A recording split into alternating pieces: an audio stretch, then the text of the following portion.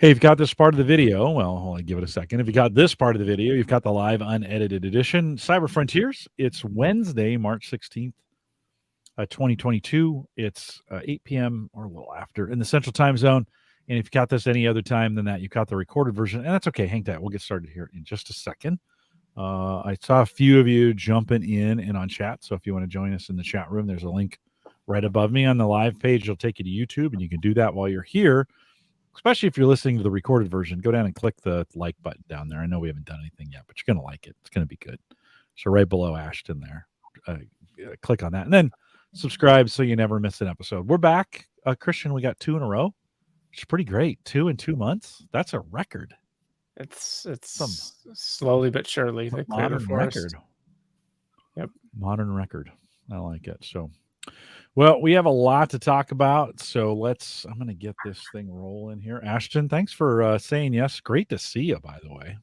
Yeah, I was excited to say hi to both of you. I mean, I haven't talked to you in a few years, I think, Jim. So. It's been a couple. It's with the COVID time dilation field in full effect. I'm not sure, like those times with you guys feel actually closer than like mid-COVID.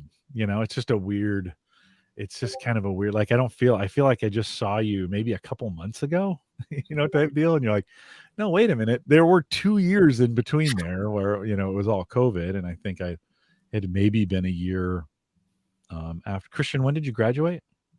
2017. Was that the last time I saw you, Ashton? I guess it would be, wouldn't it? I don't know where else we would. When did you graduate? Same time, right?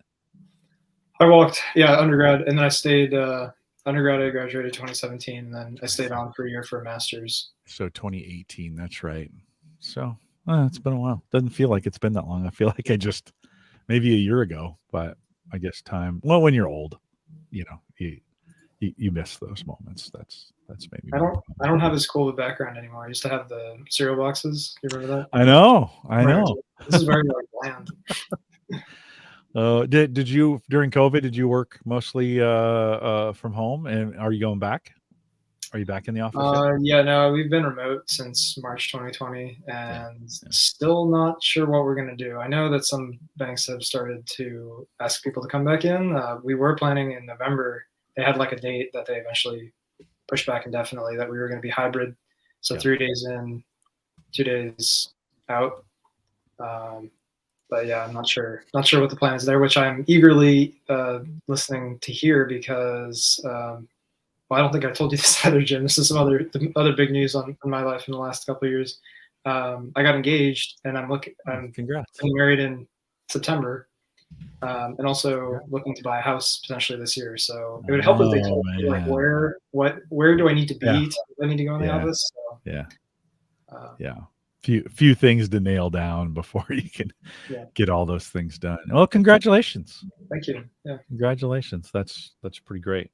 So, well, let's get talking. Let me open this thing and we'll go from there. Christian, watch that arm again so I don't.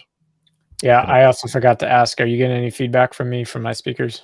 No, okay. I haven't heard any. Ashton, have you heard any? No. Any echoes? Okay, good. All right, let me do this thing. This is the Average Guy Network, and you have found. Let me try that one more time. These evening ones always throw me off. This is the Average Guy Network, and you have found Cyber Frontiers, show number 66, recorded on March 16th, 2022. Here on Cyber Frontiers, we explore cybersecurity, big data, and the technologies that are shaping the future. If you have questions, comments, or contributions, you can always contact us. If you'd like Christian to talk about something, actually, just point that way. You can always send us an email, jim@theaverageguy.tv. You can contact the Christian directly if you want, christian@theaverageguy.tv. Find me on Twitter @jcollison. And of course, Christian is @BorgWhisper. Don't forget that theaverageguy.tv, powered by Maple Grove Partners. Get secure, reliable, high-speed hosting from people that you know and you trust, and some fantastic stuff. Of course, theaverageguy.tv, powered that way. MapleGrovePartners.com. Plans start as little as $10 a month. Christian, we did 2 of these in 2 months. We've set a new record. Welcome back. Yeah, great to be back. I feel like we managed to zoom through 2021 fairly in a strange, quick way the last time. So I'm glad we're able to now start from current timestamp and continue the conversation. We have a guest with us tonight. Ashton Webster is with us, and Ashton is a longtime friend of the show. He's been on several times in the past. All three of us, I think, at some point in time, worked together at Gallup. And Ashton, great to see you back, and welcome back. Yeah, good to see you guys. I have to look back and see what the last number Cyber Frontiers I was on. Yeah, listen, it's been a while for us too. We skipped 18 months in the process and have been kind of bringing it back. So I'm sure it's been a while. I thought I'd seen you like a year ago, and it was probably like 4 years ago. It doesn't feel that long ago, actually. No, it doesn't. Well, great to have you back, Ashton. Why don't you just give us a quick, if it's all right, Christian, give us a quick update on where you're at and what you're doing. Sure. So I work at Capital One. I'm a software engineer there. I've been there for about 4 years now, and I work on their. I worked on a couple teams in their like retail bank department, which kind of with a focus on fraud detection and prevention. So they have a couple of different for like every different type of money movement that you can imagine that's not credit card. We try to have systems and models that detect and prevent fraud there. So that's what I've worked on the last couple of years there. And outside of that, just like to read and play chess, and sometimes Christian will join me on that. So well, great. Yeah, tonight's show all started because there was a potential chess tournament brewing on the virtual interwebs. So. Oh, nice. Also, one other thing I probably should mention is there is a dog sleeping right here, and she might get up and crawl behind me at some point, or just bark randomly because sometimes she does that. So just mute if she does start barking. Just mute, and that's perfectly okay. It's the new world. There's all those kinds of things have happened, and you just push past them. So, Ashton, thanks for coming out tonight. Appreciate it. Sure. Christian, why don't you get us started? I think you've got a topic to get us rolling on tonight. What do you have for us? Yeah, just really a warm-up topic and update as we follow just cybersecurity in the news. Biden signed in the last 24 hours of us recording this show on March 16th, the government funding bill, and attached in that government funding bill was a rider piece of legislation that had attempted to be attached in a previous funding bill and was ultimately scrapped. But they were able to get past this time the Strengthening American Cybersecurity Act.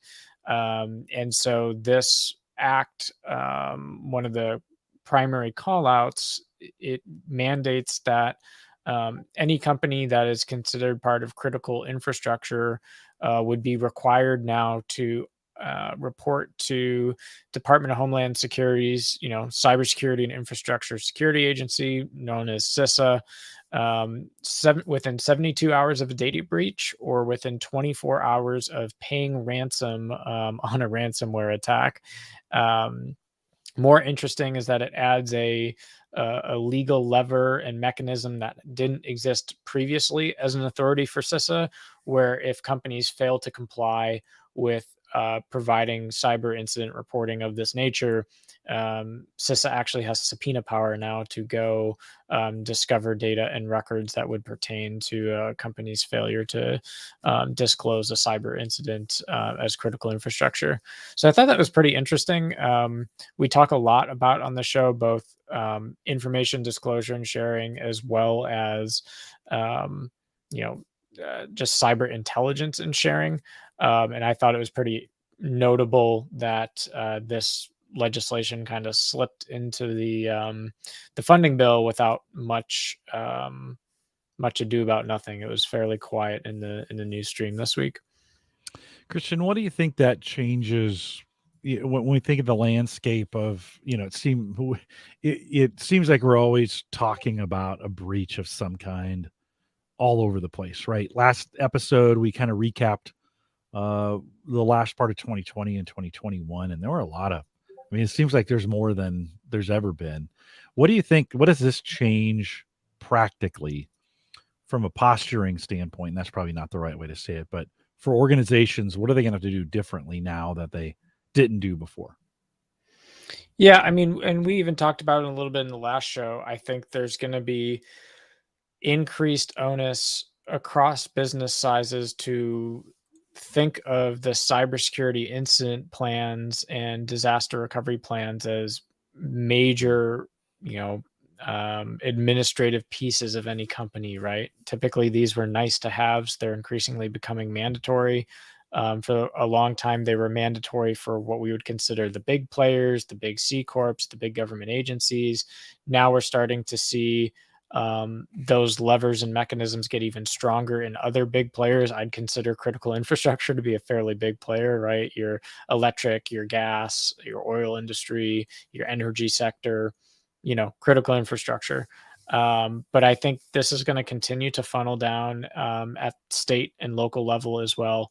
So I expect to see a continuing emergence of what I just call legal mechanisms or legislative levers by which companies will be held to a higher standard when it comes to either disclosure related to data breaches, which has been around for a while, but that's typically like loss of information of a customer, et cetera.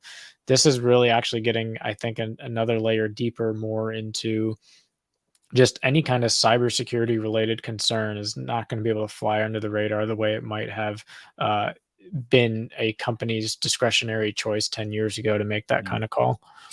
Christian, do you think with that flying under the radar, you're saying, and maybe these companies weren't making the investment they needed to make to get compliant or to get to be able to defend better with this additional sunlight? Do you think that'll change funding for them, or they'll have to fund these initiatives more to make sure they're able to respond in the way that they have to now?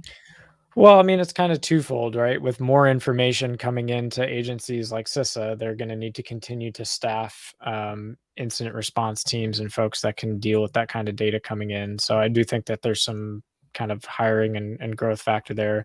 I absolutely think there is probably for larger companies, easier to do that, right? To scale up or down both compliance related individuals as well as engineering related individuals who would be relevant to this discussion. I think it's much harder to do at a small business level to check all of these boxes and kind of have your compliance portfolio together, so to speak, especially when you're starting out. So they're actually, one of the things I think could come out of this is a subculture industry in and of itself. What I mean by that is much like, many Americans choose to have their taxes prepared because they don't want to make a mistake on a 50-page form due every year. They outsource that and pay a fee and have someone take care of it.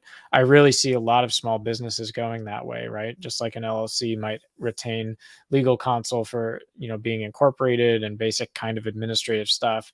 I see this type of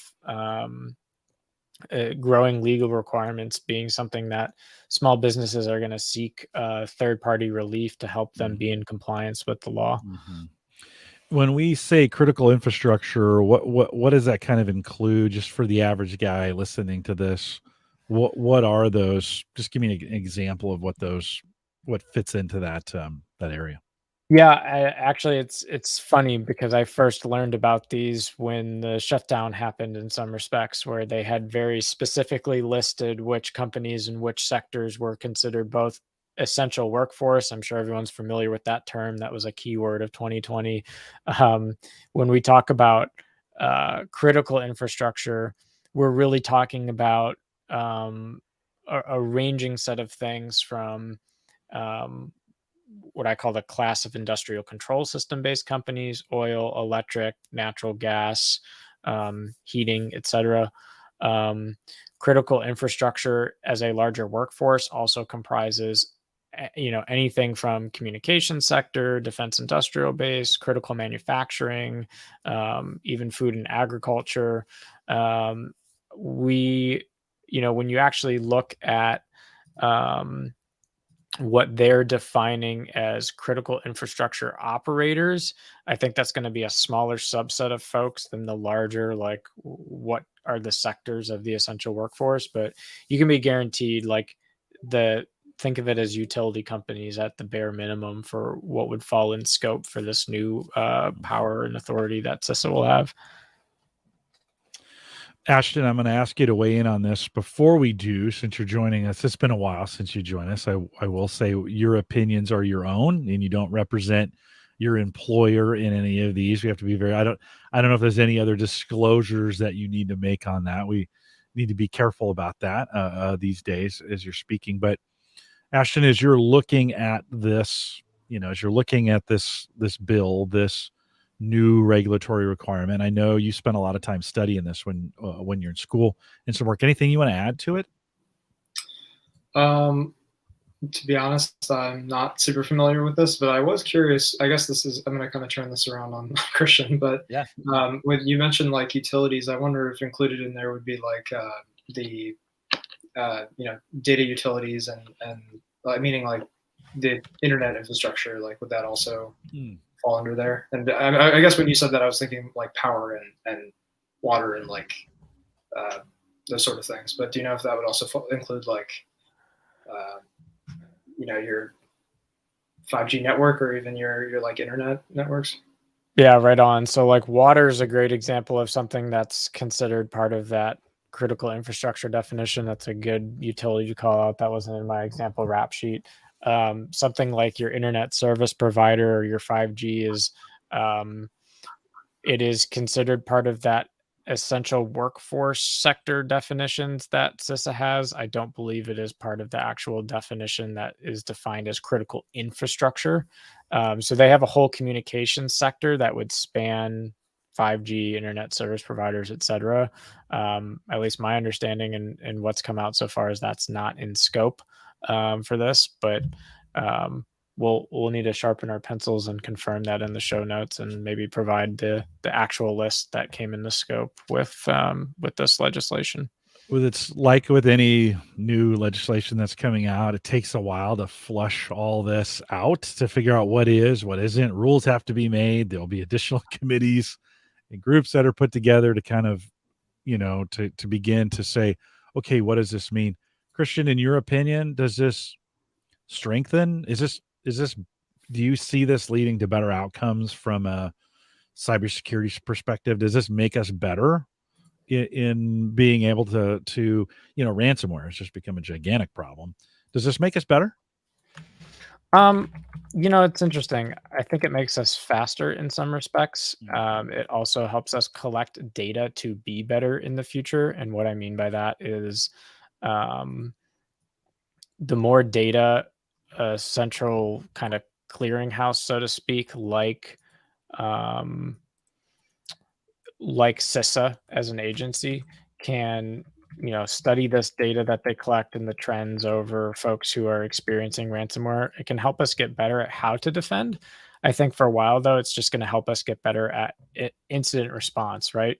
Especially because there are things that CISA and other stakeholders can do to help provide incident response capabilities that may extend beyond what the company as a individual entity is prepared to handle, right?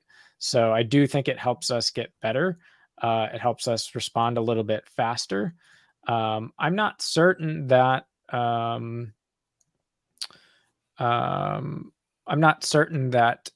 it's going to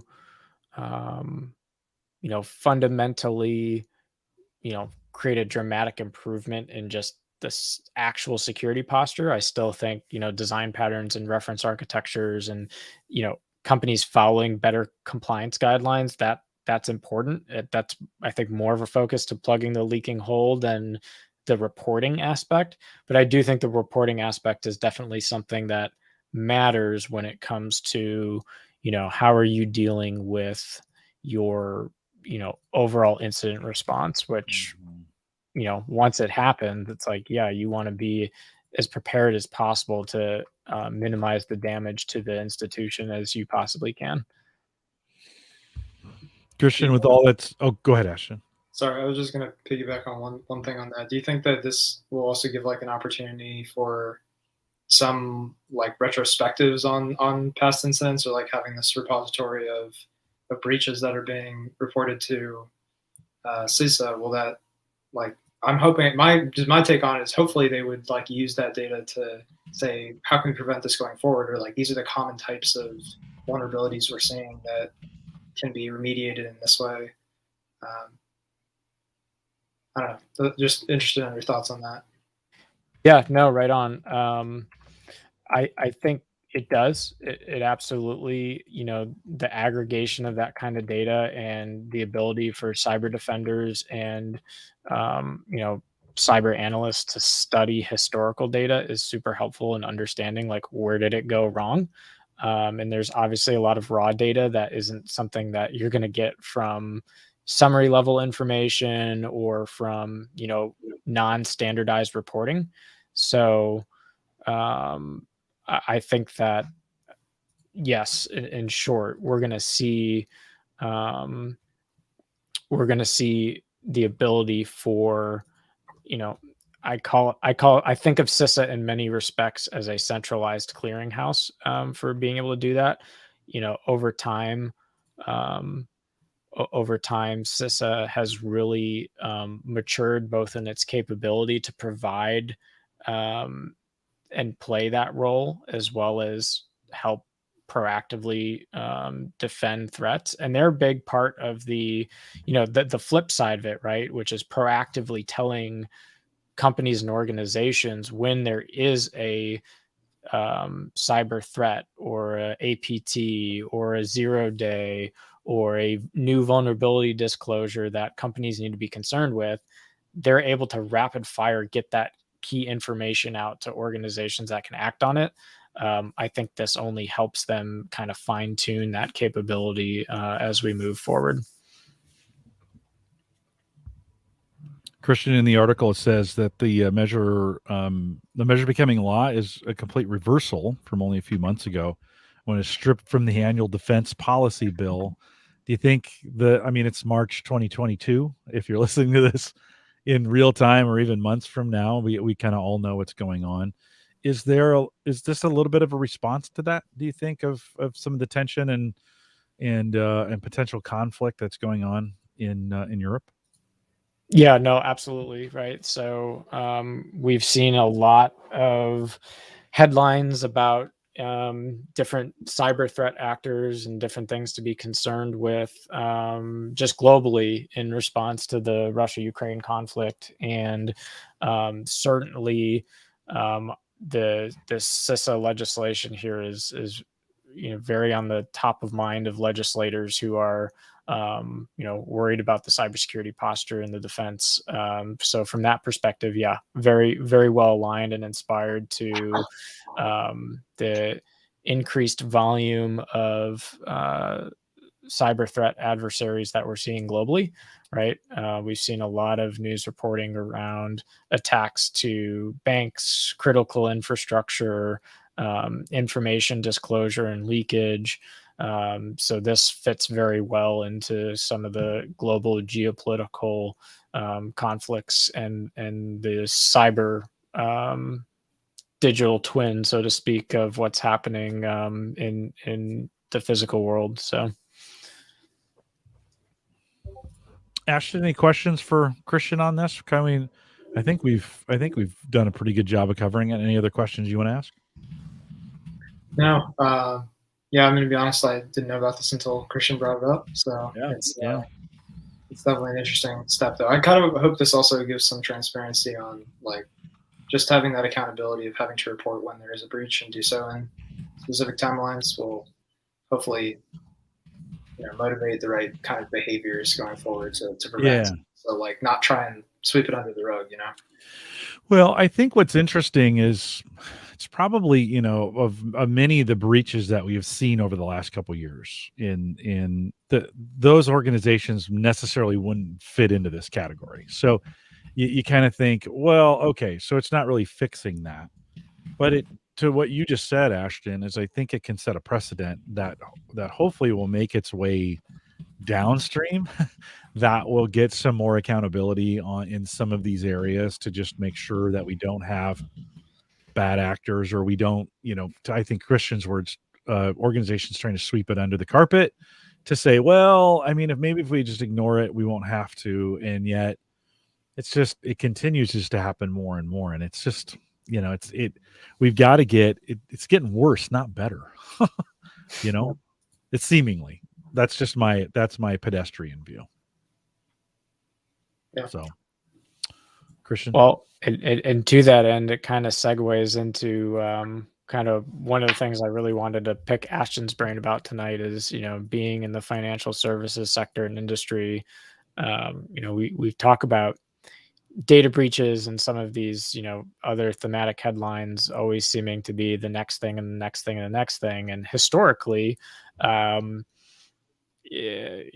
my credit card's been, hacked, or, what's this unexpected $1,000 charge, or why do I have 3 orders of Nikes in my credit card statement? Like, what is your 50,000 foot view, Ashton, of where the industry was, let's say 3 to 5 years ago, with being able to handle financial fraud, just as a general category? And what are some of the technologies and capabilities that have improved where we are with fraud detection today, and keeping people's financial livelihoods, for lack of a better word, in a secure and healthy place? I think, I've definitely seen like a trend towards having, I think even like 3 to 5 years ago, there was artificial intelligence and machine learning models that were assisting with this, but I think those have just taken in so many more different types of features. And I think like on a lot of, like, it's not so hard to build the models. It's just to get all that data in a way that's actually usable. So I think that's one big step that I've kind of noticed, even within like my experience at Capital One, is just seeing like having the ability to access all these different categories of data that are coming from different parts of the company, and also outside of the company, like integrating things. For example, Zelle, there are data sets like provided by that network and information provided by that network that can be useful for detecting fraud. So having that sort of trend towards more usable data within the company that's like trending towards being usable in these models, and also outside of the company being able to pull that in. I think that's one direction. I think that's making things at least like significantly improving the models. Another sort of trend I think is hopefully, at least like going forward, I think there's like a desire to kind of be less reactive and more proactive. It's a tricky one. I think just like more and more, what I've seen a lot is like some fraud ring happens for a specific type of transaction, whether it's ACH or whether it's a certain check deposit or something like that. And in response to that, we make a rule or something to just prevent that one specific thing. And then the fraudsters figure out some other way to do it that's slightly different, or it's like just below the threshold or whatever it is. So I think that's like one area where, at least going forward, it's probably an issue 5 years ago, it's an issue now, but going forward, trying to kind of break that cycle and see things that are like in advance, either targeting areas that could be vulnerable before they happen, or just setting more sort of general rules that don't get into this like cat and mouse chase as much. But it's totally possible in 5 years there's still things like that are going to happen. But I think that's one area that a lot of banks are facing right now, challenges in.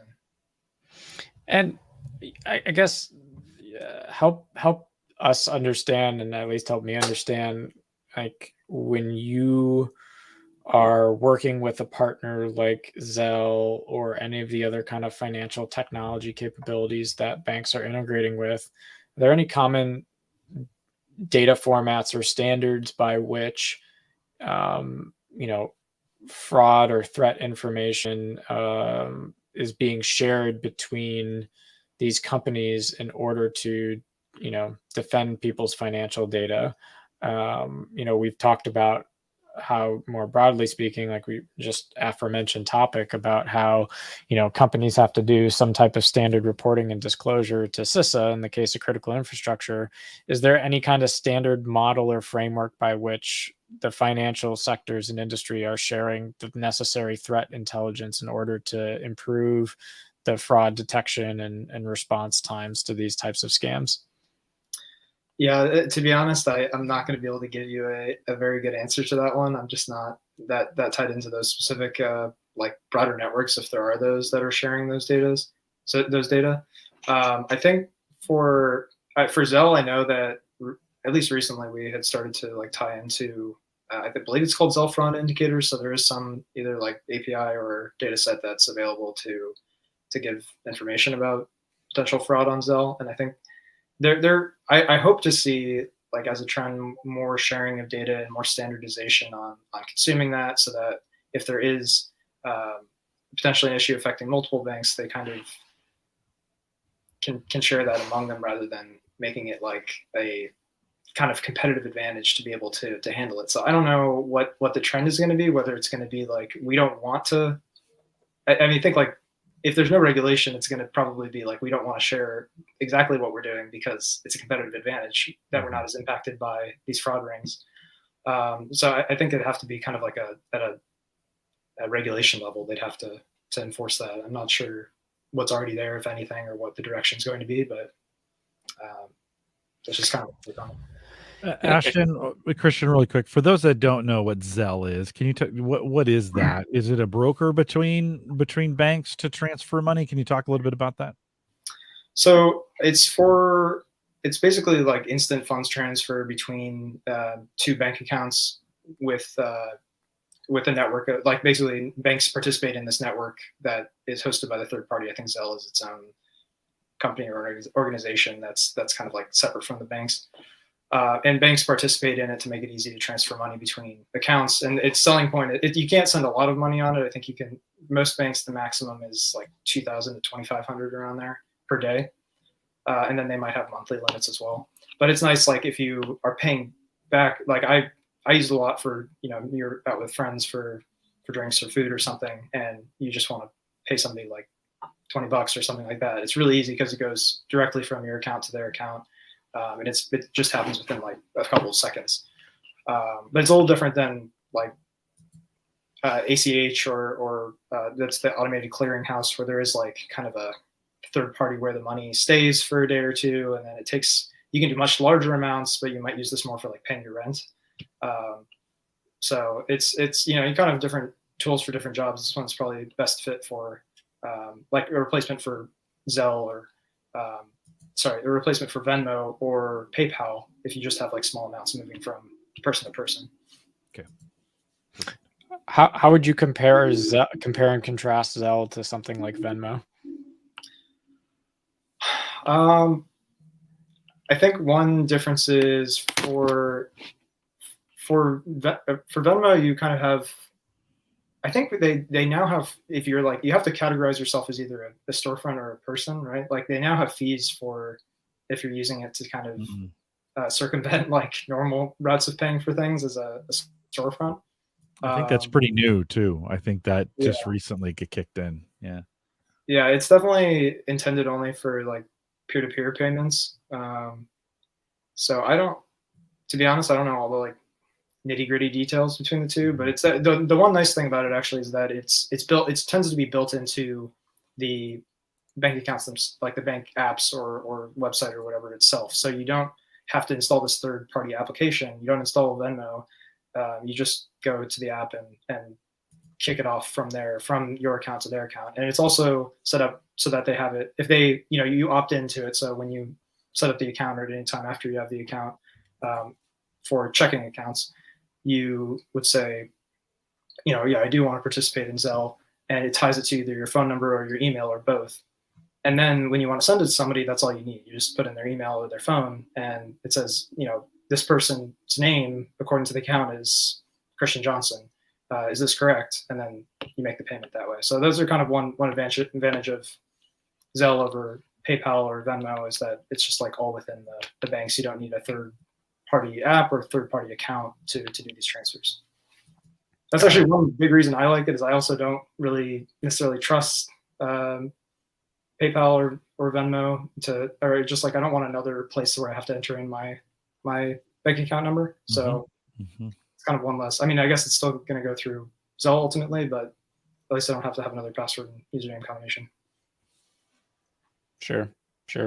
Talk to us a little bit about not necessarily the data aspects. Like, so we touched on how data and ML is still kind of a little bit of a cat and mouse game with trying to anticipate fraud, but talk about some of the security controls and protections that have changed in the last 5 years with respect to just securing financial transactions, right? So like, for example, as a Capital One customer, if I go to a gas pump that it doesn't recognize as a normal gas pump for me, I'm probably going to get a text message saying, "Hey, was that you?" How has that evolved over the last few years, and where do you see it going? Yeah, I mean, I definitely think it's a heck of a lot more advanced than it was 5 years ago. I think so. You're saying like when to just like verify whether transactions are potentially fraudulent? I mean, yeah, absolutely. I mean, that's one use case, right? But there are so many schemes today that involve identifying whether or not you are really the person doing that thing, right? Everything from like people losing their homes because someone performs title theft, and they perform title theft by convincing a bank or lender that you are you, leveraging the money out of your house, and then the next thing you know, you have a loan in your name for the full value of your house. That's obviously a very extreme example, but it's kind of the same fundamental concept, right? Like, how has the finance technology gotten better at detecting that you as the person are really taking these actions on behalf of your money in a secure way, when you're not always walking into a physical bank and performing a transaction?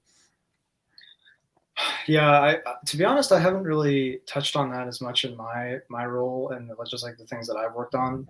So I'll answer like a slightly different question, which is not what you asked, but where I have seen like dramatic change. Kind of like the other side of that is, so there are like so many advanced tools and models and rules that are really good at identifying whether it's you or not when you're making a transaction, or just whether a transaction is fraudulent. But what I have seen a big change in is how those are like managed and deployed, and just how they're managed at the code and infrastructure level. I think that has, in a lot of companies, and based on what I've seen, it's like dramatically changed in terms of the scans, the company regulations, the process for that, so that it's very, very just like, it's a totally different experience than it was. It's sort of like the Wild West, where you could just get away with deploying anything as long as it ran a couple of years ago. I mean, I haven't been, in the grand scheme of things, I haven't been a professional software engineer for that long, but my experience, 4 or 5 years ago is totally different than what it is now. Just in terms of how many different steps and checks that are performed and should be performed on the code to ensure that it's not deploying vulnerabilities or even just bugs and things like that. So seeing like that, if you've heard the shifting left of cybersecurity scanning, meaning don't run the scans right before, or even once it's already deployed, or after it's deployed, like checking that there's vulnerabilities or viruses or whatever. Run it before you even check in the code. Run it when the code is written in your editor, or before it gets into the shared code repository. So things like that, I've seen like dramatic change just in terms of how, so the code is one piece, and then the infrastructure as well, just having constant scans run on that. I mean, it's not a secret. Capital One heavily uses AWS, and I think that's the direction a lot of banks are going to go, to be using cloud technology and cloud infrastructure, and having scans that can detect those vulnerabilities and react to those quickly is, I think, like a huge change I've seen in recent years. So I know that's not the question you really asked, but no, I mean, but it's an interesting segue, right? Because what you're calling out is that the actual change in software development practices of companies is playing a large role in our ability to ship and deliver secure code.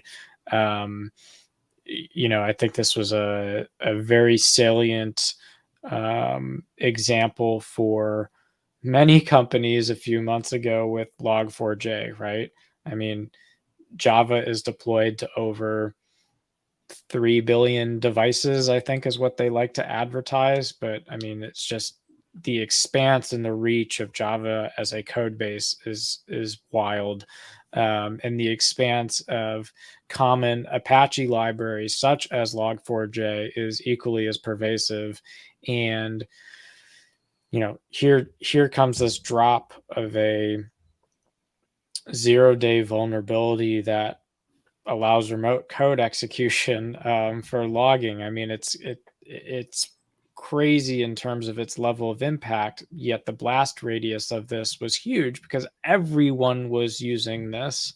And I think one of the critical observations is if you actually have continuous deployment and integration of software, and you have high quality automated checks that can ensure you're not regressing with new changes, that does have a dramatic impact on your ability to respond quickly, both reactively to security as well as proactively to identifying security defects with code before it ships. But then also just,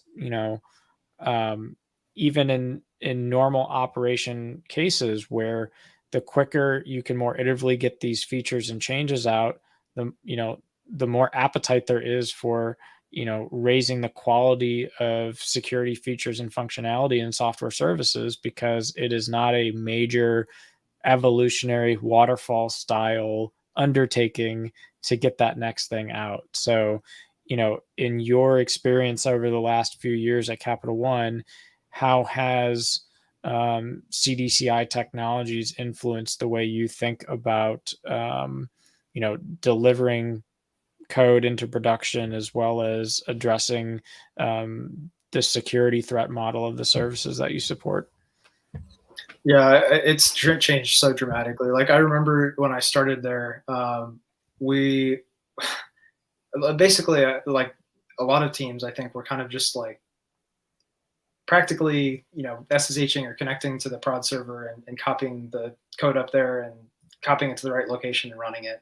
And there was a lot of like big issues that impacted the whole company that were caused by those types of changes. And it's just in terms of like the regulations and like, I mean, like in company regulations and practices and scans and all these things, that's like virtually impossible now, as it sort of should be. The flip side of that is like it's a lot more challenging to get things into production, which that friction is good in some way because there's a lot fewer prod incidents now as well.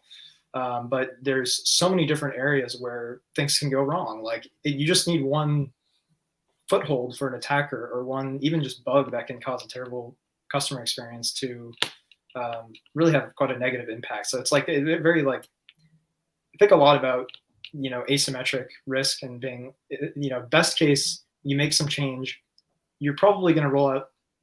A lot of times it's not even a new feature; it's just some small bug fix. But if things go wrong, you could either introduce a new vulnerability that wasn't there before and have millions of dollars of loss, or just have a really terrible customer impact if things don't go right. So it's kind of like, I think in cybersecurity in general, it's kind of one of those things where you're gambling to make $1 and risking to lose $1 million with some probability on each of those. Probably just a small chance of losing $1 million, but you only need to hit it once to come out in the red. So yeah, I think like more and more it's trending towards just more structure and scans and tools that are all built to make it really difficult to release bad code, whether that's introducing vulnerabilities or bugs as well. And I think it's trending in the right direction, but it is like, it puts more effort on the software developers to really meet every single one of those checks. And it isn't as insignificant amount of time that's just spent being compliant with, this is the new enterprise mandate. Everything has to be on X version or using X scan or whatever it is. That we spend a lot of time on that sort of stuff. And I think like at a low level view, it kind of feels like, all right, this is the next scan that we're adding, or next tool that we have to use. But at a high level, I think it's really making the whole machine just a lot more secure.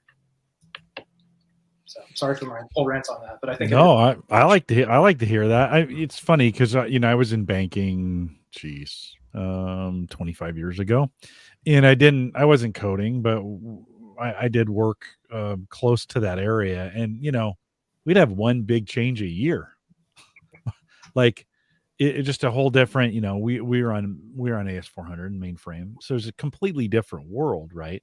Mhm. But banking moves so slow in those days, like innovation, because it was just hard. Innovations didn't come very quickly. And I think then as I was getting out of banking, so this probably would have been 96, 97, about when the internet started coming around. It started speeding up, but it sped up you said these words, wild, wild west. I mean, if you thought like 2010 was a wild, wild west, you should have been around, 2000, 2001 in that arena. And I think it was a little too crazy, right? And we had a lot of we were just, anything could happen. And so as a customer, I like to hear that, and I know that for software developers, they hate to get slowed down, right? You just hate that. You're like, but I think it's good for the consumer for sure. Yeah. I think there is some like, I've been thinking a lot about like the good and bad friction, meaning like more and more we're like especially as a software engineer, you're kind of at a very low, like you can iterate so quickly on, unlike if you're a carpenter or something, you can build something so quickly and test it. And you kind of want that speed as well for being able to get it from your machine to whatever production server it's going to run on. And in some cases, like adding that friction a little bit just to perform those checks or get one extra set of eyes on it or whatever it is actually a good thing and not a bad thing. There's so little friction that there's not enough analysis of what's actually going on, and it's just too easy to get it from here to there. Or I guess it's just like you want those checks to be baked in, so maybe it's not so much like friction of somebody telling you have to do something, but a machine or some other tool checking it. I feel like I'm not like conveying it well, but this idea of like it's so seamless that you don't even have a chance to think about it is not always safe. Right. I like to think of it as, speed and safety are always in conflict and in tension with one another. And that's a healthy thing if you can find the middle balance, right? Because on this one hand of the spectrum, you need to continue to deliver new features and capabilities that support your customers, as well as deliver just like the kind of quality of life, operational maintenance of software, keeping it patched, keeping it up to date. And then on the other hand, you don't want to, take one step forward and 3 steps back by pushing out a bad release that damages customer trust or causes a security incident or degrades the platform in a minute way that no one has really figured it out until 3 months later. And so putting in those, I call them guardrails, right? Putting in those guardrails into your software release process. You want to strive for automation as much as possible because humans don't scale.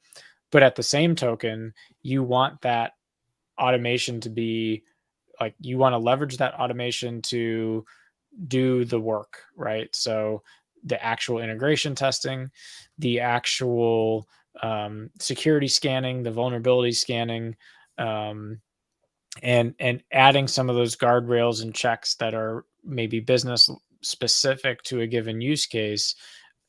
I don't think they're welcome things, right? As long as they can have some bounded expectations around what their runtime is and what their value is to you in the release cycle. But I think about this all the time, right? Like if you think about most software development organizations in the last 10 years, right? When companies were doing waterfall, and I mean doing waterfall at scale, or maybe like they thought they were agile because they released once a quarter, but like they really weren't agile, right? There were kind of two camps, right? There was the one side that was like, oh, I'm a developer and I'm developing a new widget, so to speak. And then there's this other camp called QA, or integration and test, or I'm a QA engineer, right? And the two sides were just diametrically opposed in some respects. Why? Because the developers could never communicate clear acceptance criteria. So the QA team used to, come up with the acceptance criteria and then test your code. And it would be this constant back and forth kind of challenge and exercise between like, how do humans on the QA team functionally define what is considered correct code, and then how are they finding bugs and cataloging those bugs and then sending them back to development. But over time, as agile software development practices came into focus, I really think the industry, so to speak, for being a QA engineer has tremendously shrinked in the last 10 years, because again, like as these software systems get bigger, more complex, and people want more features in less time, you just can't scale humans by adding more people to the QA team and supporting a project, right? So historically, there was a ton of friction between development, QA, integration, and production, because there's this army of humans standing in the way between developers and their production experience for customers. And now it's really, what types of automated guardrails and tooling are you leveraging to provide that capability? But it's fundamentally a different business optic in terms of what humans are involved. And now, where previously you were hiring QA engineers, now you're hiring DevOps and DevSecOps engineers whose job is to help the automation, help get the releases out quicker, help identify security relevant parts of your infrastructure that can be optimized. And really, the business changed very much to improving velocity with by kind of retasking humans to do something in a new and different way in the software lifecycle. Yeah. I also have observed that like QA role, and like it's still a part of what you do, just as like writing the code. And I think like also for people that are dedicated, like, oh, you write the code, but this other person builds the or handles the like CI/CD pipeline. I think there are still people who just work on like that, getting the code from the code repository to the production server, but more and more that is also part of the developer that writes the features as well. And I think that it's kind of the same thing with the QA engineer. That role, some of that, I think, like you said, has been automated, where there's checks and scans and things like that do part of that role. But the acceptance criteria verification and making sure that it functions the way it's supposed to semantically, that should be part of the software engineer's role, the one that's writing initially. I think that's actually like a healthy thing to have, not just be like, oh, I'm the gas and the QA team is the brakes, and they're going to find the bugs and I'm going to write them. But to be like both sides of that equation, and trying to be risk averse and aware of like the potential for issues to happen, and try and prevent them as early as possible before waiting. I think that's also kind of an example of like shifting left with I guess security, but also with bug fixes. Like try to get it as early as possible. That involves taking some responsibility when you're writing it, and even when you're defining the criteria for what's going to be written.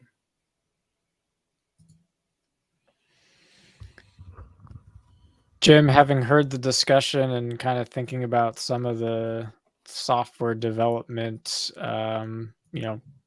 products and web services, Gallup obviously has a very large web experience from the moment you hit Gallup.com to news through, the different product teams.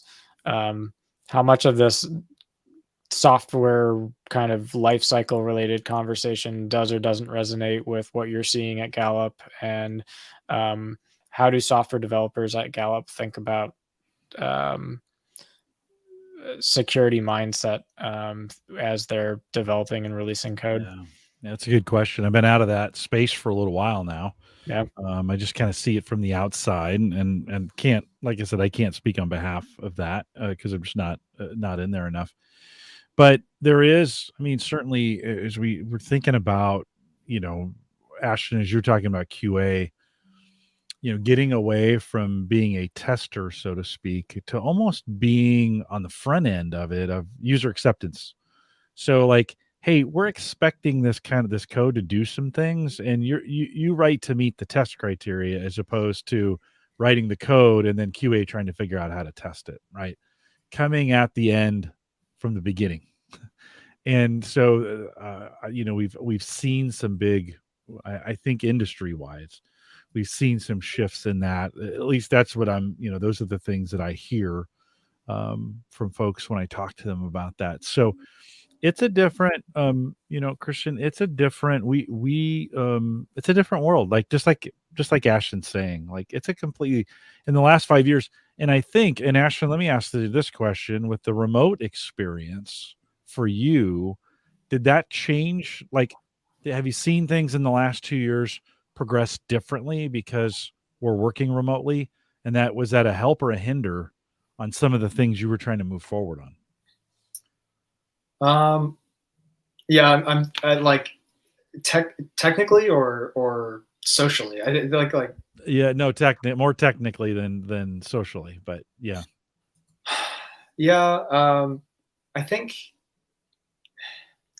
trying to like put it to words. I think just because of there's so much push to be connecting socially in digital spaces, there was kind of a reflection on that in terms of where like the documentation and knowledge was as well. And maybe this isn't quite what you were asking, but I think just kind of moving some of the things that were just inside of people's heads to actually be written down and documented that way. But also, I think like the whole process of that digitally interacting also led to more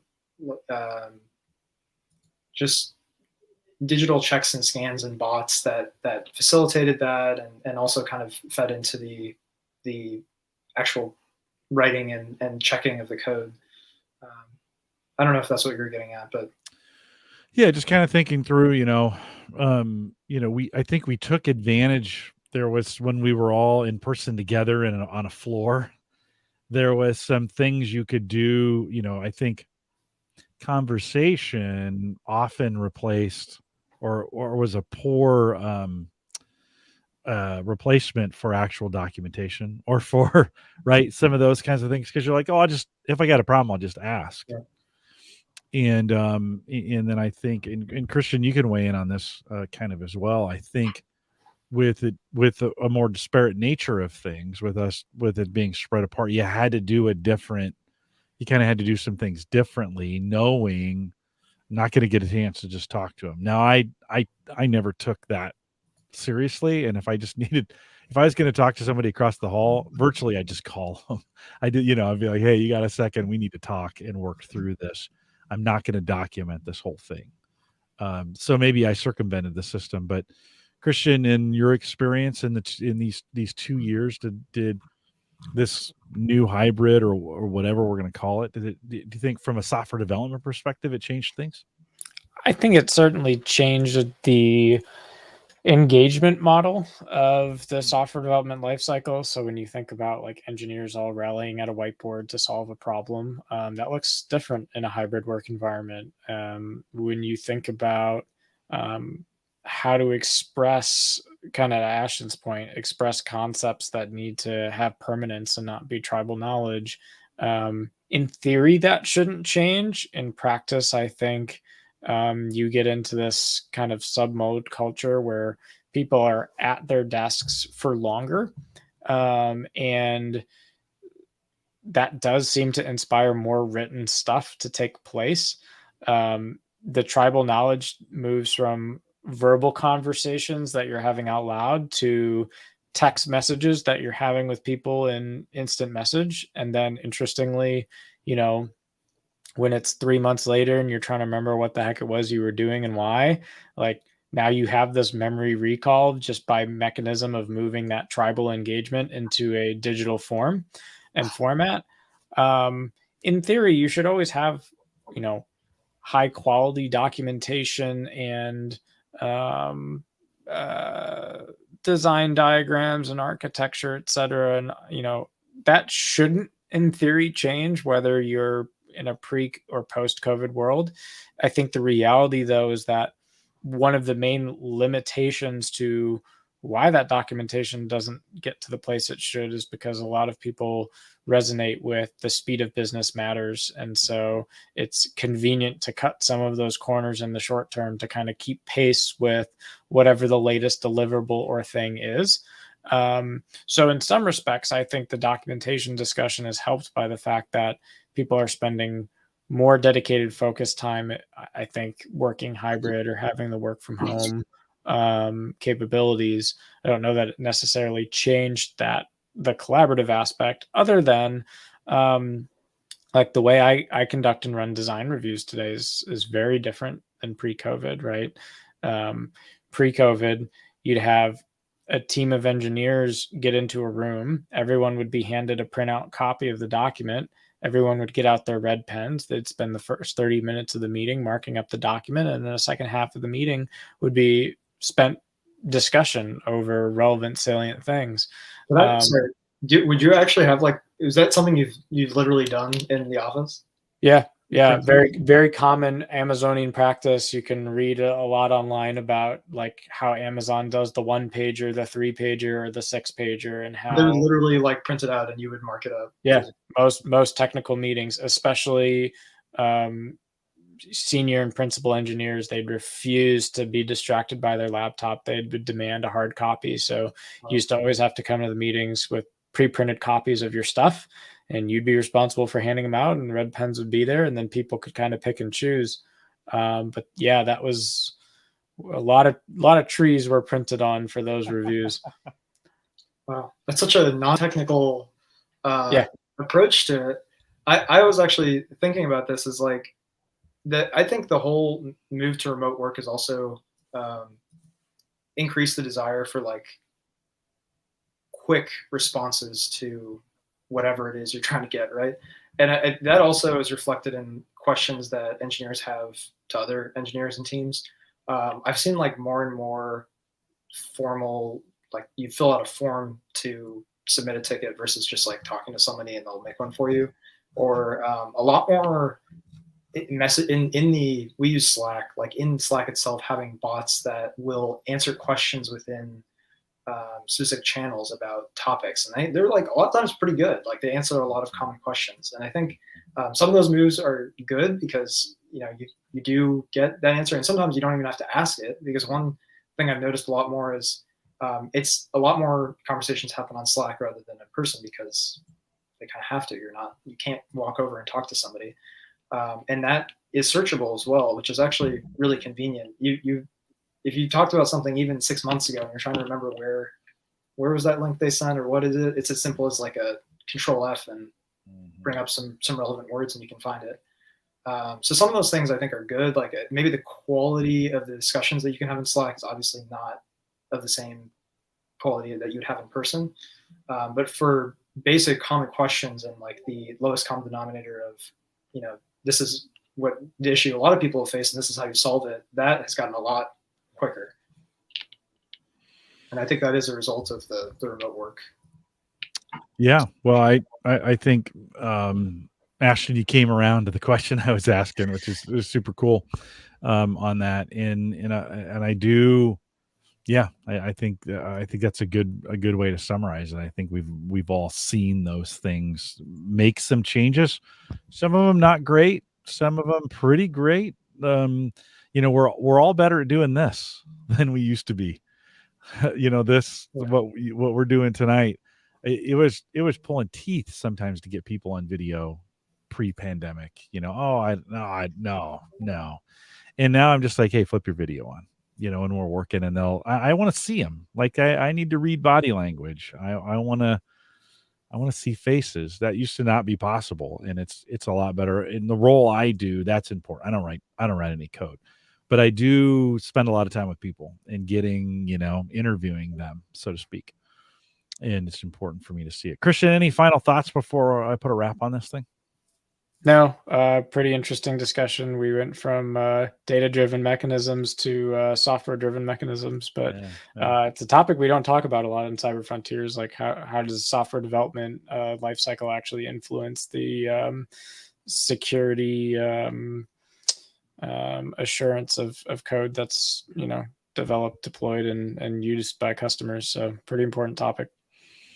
Ashton, anything else you want to add to this on the way out? Thanks for joining us, by the way. Always great to see you. But anything else you want to add? Sorry if I took us a little bit off the rails into there were no rails. Low-level, dirty details of software engineering. I'm not sure what the I guess I've kind of lost the thread on what the typical conversations are on these. But you know what? I think I thank you for having me. It's nice to get to chat with you guys again. So yeah, I had fun.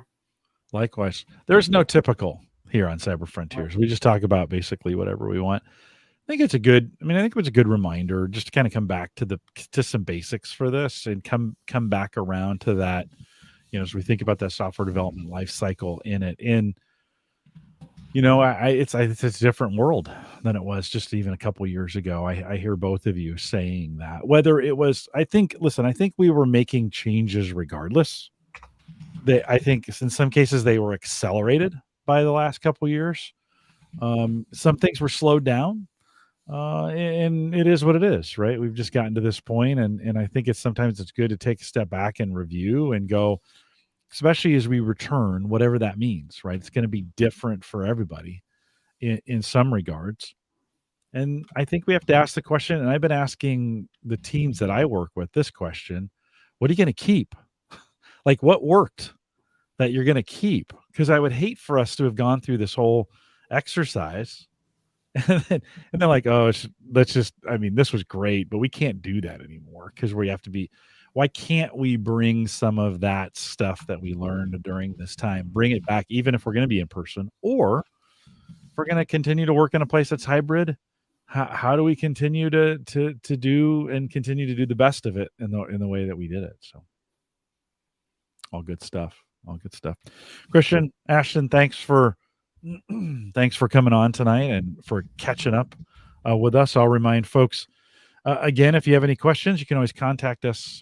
Jim at theaverageguy.tv. Christian is Christian at theaverageguy.tv. Not too hard to remember. Find me on Twitter at Collison. Christian, of course, is at Borg Whisper. And just a reminder, theaverageguy.tv, powered by Maple Grove Partners, gets secure, reliable, high-speed hosting. Some of the best in the business, I think. Of course, the Average Guy.tv is powered by it.